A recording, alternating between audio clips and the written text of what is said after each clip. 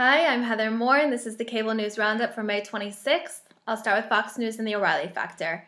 So O'Reilly starts talking about the expansion of ISIS. President Obama gave a speech to the Coast Guard Academy where he said the military will be part of America's fight against climate change. And O'Reilly somehow believes that the nation can either be concerned with climate change or ISIS, but not both. Then Karl Rove and Rand Paul were on, opposing the Patriot Act, and a new book about the plight of the modern parent. On the Kelly File, the extremely controversial Ayan Hirsi Ali is on to talk about her plans to drastically reform all Islam. Kelly talks some more about radical Islam. The president gave a Memorial Day speech where he mentioned it was good that the U.S. was not in war. Apparently, people are freaking out that he would say something so controversial as not wanting to be in war. Over the weekend, Baltimore has seen a surge in violence, and Rand and Kelly Paul were on to talk about the run for president. And Kelly grills him on the Patriot Act. She really likes the Patriot Act. On Hannity, he talks about the crime wave in Baltimore over the weekend. A French journalist who went undercover as a bride to an ISIS member was a guest to talk about the ISIS recruitment strategies and what she learned. The infamous Pamela Geller is planning to display offensive cartoons of Muhammad on DC buses.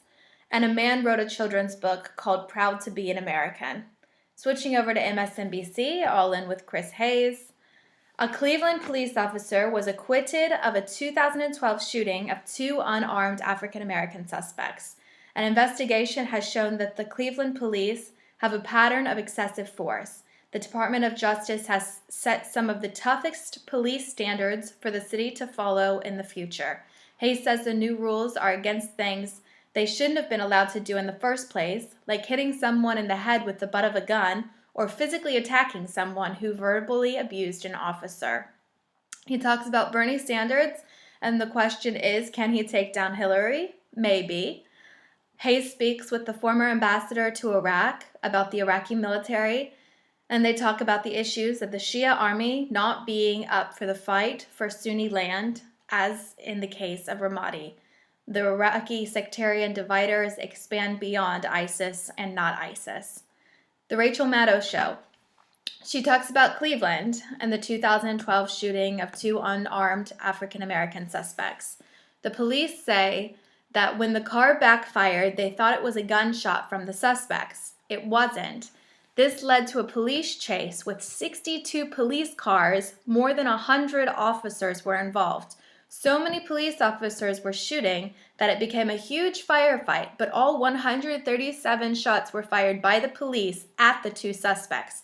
The only officer charged was the one who stood on top of a police car to shoot down into the windshield 15 times. He had to reload his clip to do this.